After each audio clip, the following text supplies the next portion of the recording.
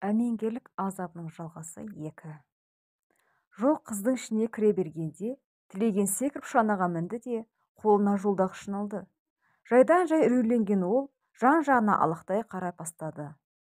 Салбырап, тұқыры аяңдап келе жатқан атты, бір заманда құлағын қайшыландырып, ағаштың алдыңғы жақтағы қойнауына қарады да, кісінеп қоя берді. Тілеген селк ете түсті.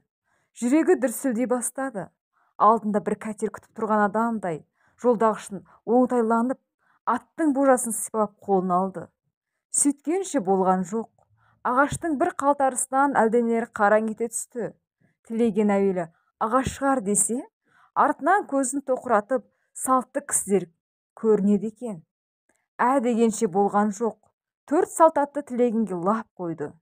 Тілеген атты айдай жөнелді. Бірақ салт аттылар шаналыны жібере ме? Қуып жетісті. Біреуі қабырғасы әкеліп, тілегенді сойылымен қара құстан салып кеп өтті. Тілегеннің көзі жарқ ете түсті. Сойылын сермеп, қайрат қылып еді, салт атты ағып өтіп тигізбеді.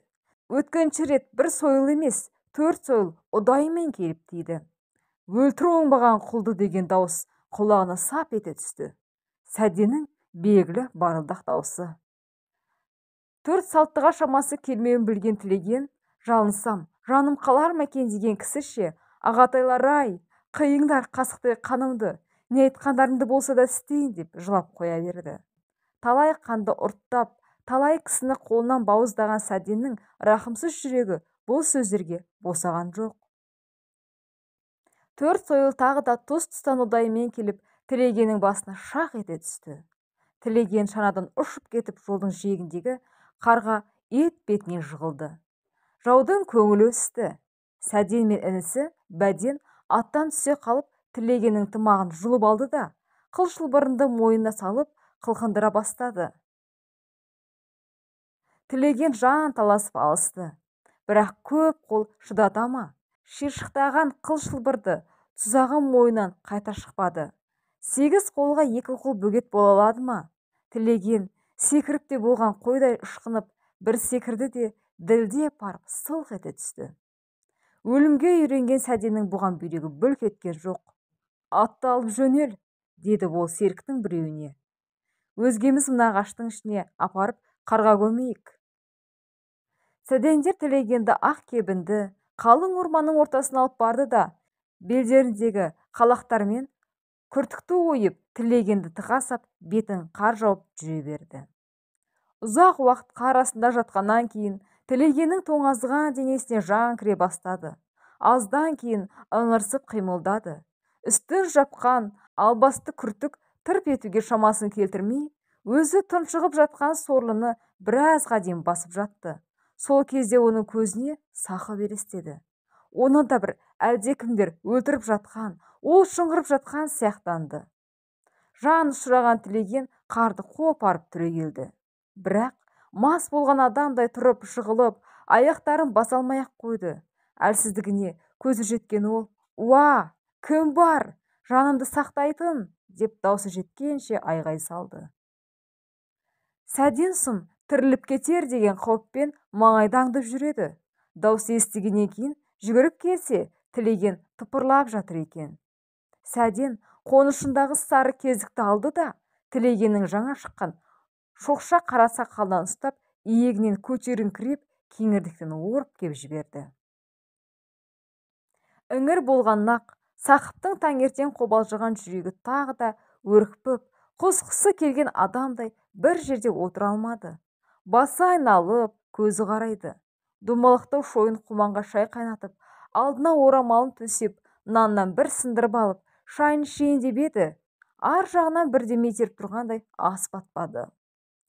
Сұраған Сақыптың алдында отыр еді. Аналық мейірім ұстап кетіп, сұрағанды ол біресе құшарлана сүйді, біресе бауырына басты. Сұрағанды ол күнде бесігіне бөлеп ұйықтатып еді. Үрейленіп отырған Сақып 8 айлық құлының ес көріп, қойына салды да қасына қисайды. Жатар алдында есіктен өткізбеген ыза жіпке арқан жалқап, ортадағы ағашқа сірестіре байлап қойды. Сұраған тез ұйықтағанымен, Сақып көпке дейін ұйықтай алмады. Көзін жұмайын десе, Алдына сөмпиіп, шашын жайған қаралы басты келіп тұрған сықылданады. Жүрегінің дүрсілі ме, немене? Үйдің айналасы дүрбеленген сықылды болып кетті. Аз уақытта есік алдына бірдеме тықырлап келген сияқтанды. Сиырларын қораға қамаған, шығып кететін емес еді. Тілеген келді ме екен? Есік ашсам қайтеді деп орнынан тұра берді де, о болса дыбыс берер еді ғой деп ашпады. Есікті бірер рет жұлқылады да кетіп қалғандай болды. Ауылында Сейтақ дейтін қылжақбас жігіт болатын еді. Оңаша қалған жас әйелдерді әурелей беретін. Тықырлағанда Сақып сол Сейтақ шығар деп орнына отыра бергенде терезе салдыр ете түсті. Әлдекім басын сұғып кіре бастады. Сақыптың жан даусы шықты. Ұшып есіктің алдына барды. Сол кезде сіріңке жарқ еткенде артына жалт қараса, Таңқы дейтін өзіне таныс жігіт. Оның артында Жанабыл. Екеуінің қолында да балта. Бұлар Сәденің жан аяспас достары және жесір дауында соның сойылын соғып жүргендер. Халқының неге айналғанын Сақып сезе бастады. Таңқы тілегенді құрдасым деп Сақыппен ойнай беретін. Құрдасай, мұның не деп Сақып жылап қоя бергенде, мәссаған құрдас деп Таңқы Сақыпты балтамен шауып кеп қалды. Ұйықтап жатқан сұраған у-шу дауыстан шош бақырып түрегелді. Ауыр жаралы Сақып шырылдаған қолының бас салып, осыны паналасам жаным қалар ма екен деген кісіше оң қолымен көтеріп ала бергенде Жанабыл келіп тағы шапты. Көтере берген сұраған Сақыптың қолынан ұшып кетті. Сақып та құлады. Одан кейін халінің не болғанын Сақып білмеді. Тек қана білгені, есі шала шарпы ене қалған бір шақта төсінде бір нәрсе жыбырлаған болғандай қараса, сұраған мамасы сорып жатыр екен. Үй іші ала көлеңке, тегі таң білінсе керек. Сақыптың көз жасы іркілдеп, сұрағанын құшақтайын деп еді, шамасы келмеді. Мейірімді ананың қанды сүтіне қоса, балапаны оның жанында сорып алғандай болды. Сақып тез жан тәсілім қылды. Таңертең көршілері қызыл қан жоса болып жатқан Сақыпты төсіне жапсып, қан араласып, сүт аққан мәмесін еміп отырған сұрағанды көрді. Ауыл қатты састы. Кімнен болған ешкім біле алмады. Қастасқан адамын ұрпағымен құртпай тынбайтын бай Сәденнің, мықты Сәденнің, батыл Сәденнің, қаншер Сәденнің сол түні екі ұрысын жұмсап, Сақыпты жаратқан, өздері далада тілегенді жаратқан ешкім білген жоқ. Бір үйлі жанынан бір түннің ішінде өмірлік бақытсыздыққа ұшырап, қанды сүт аққан мәмесін еміп сұраған ақ қалды.